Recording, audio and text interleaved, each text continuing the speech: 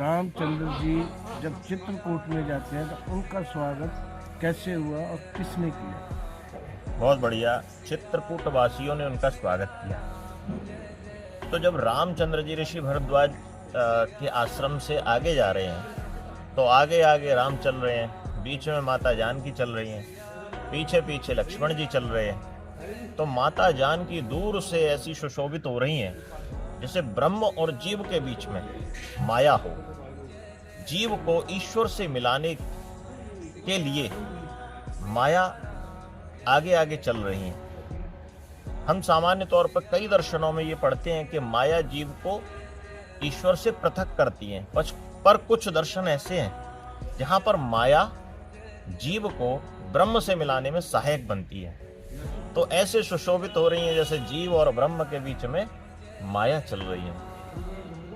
राम आगे बढ़ते हैं तो मार्ग में चित्रकूट में बहुत सारे गांव पड़ते हैं। गांव के निवासी बाहर निकल निकल के राम की छवि को अपने आंखों के माध्यम से अपने हृदय में विराजमान करने के लिए आते हैं। राम की छवि का दर्शन पाकर वे धन्य होते हैं।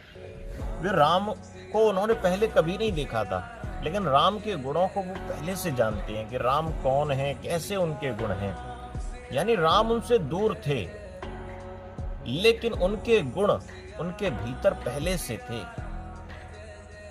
आज ऐसा लग रहा है जैसे चित्रकूट वासी जब राम जी का दर्शन कर रहे हैं तो उनको ऐसा लग रहा है कि जैसे वर्षों की साधना आज सिद्धि में बदल रही है। और दूसरी तरफ हम देखते हैं कि राम जहां रह रहे थे अब तक, यानी अयोध्या के राजमहल में, तो केकई के और मंथरा के पास होते हुए भी राम के गुणों से वो परिचित नहीं थी। केकई और मंथरा के पास होते हुए भी राम उनसे दूर थे। लेकिन यहाँ चित्रकूट में देखते हैं कि राम अब तक उनसे दूर थे, लेकिन फिर भी उनके हृदय में थे। तो ये भक्ति मार्ग है। भक्ति मार्ग में ईश्वर आपको दूर लगता है, लेकिन आपके हृदय स्थल में अगर वो विराजमान है तो कभी न कभी वो साकार प्रकट होते ही हैं। राम जब आगे बढ़ते हैं तो महर्षि वाल्मीकि के आश्रम पहुंचते हैं। महर्षि वाल्मीकि उनको देखकर बड़े प्रसन्न होते हैं। राम, सीता और लक्ष्मण तीनों ही महर्षि वाल्मीकि जी को प्रणाम करते हैं या प्रणाम मुनिवर।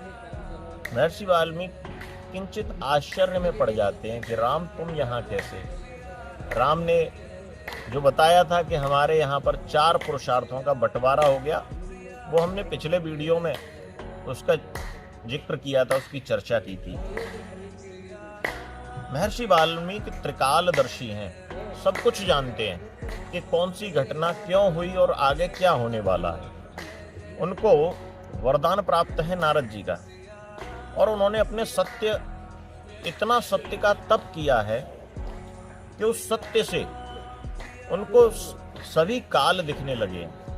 तो राम कहते हैं कि महर्षि आप बड़े त्रिकालदर्शी हैं, आप तो सब जानते हैं कि कौन सी घटना क्यों हुई है, क्यों मुझे वनवास प्राप्त हुआ है। तो महर्षि वाल्मीकि थोड़ा सा मुस्कुराते हैं और कहते हैं, राम को इसका श्रेय देते हैं। कहते हैं, सोई जाने जेहि देव जनाई, जानत तुम्हें तुम्हें हो जाई।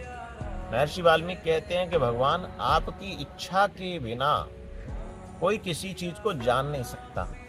आपने ही इच्छा की कि मैं सब कुछ जान जाऊं, इसलिए मैं आपको भी जान गया और त्रिकाल को भी जानने का जो सौभाग्य प्राप्त हुआ वो आप ही की कृपा से।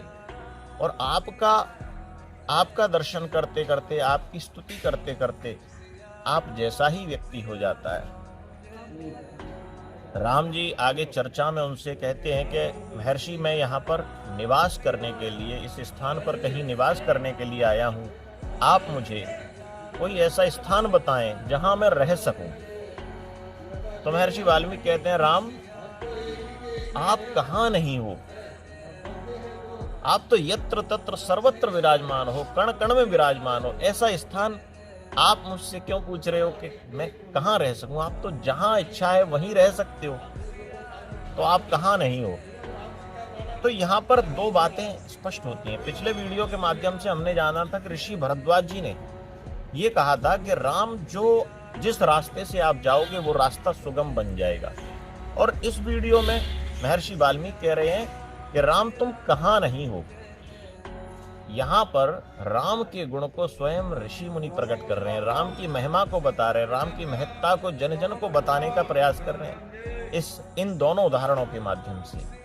तो ये है राम की महिमा। और चित्रकूट वासियों ने राम को अपने पलकों पर बिठाया। राम ने जहाँ पर अपनी झोंपड़ी बनाई, जहाँ पर निवास बनाया, उस जगह की सहायता के लिए चित्रकूट वासी साथ में लगने लगे। तो चित्रकूट वासियों को ऐसा लग रहा है जैसे राम जी साक्षात उनके बीच में आ गए हैं। तो उनको बड़े धन्यता अनुभव लग रहा है, ऐसा लग रहा है साक्षात बैकुंठ यहाँ पर विराजमान हो गया है और यहाँ पर जो माता जानकी के रूप में साक्षात लक्ष्मी विराजमान हो गई, ऐसा उनको अनुभव हो रहा है। तो यही है आज के इस वीडियो का सार। एक बार जोर से बोलेंगे, सियावर रामचंद्र की जय।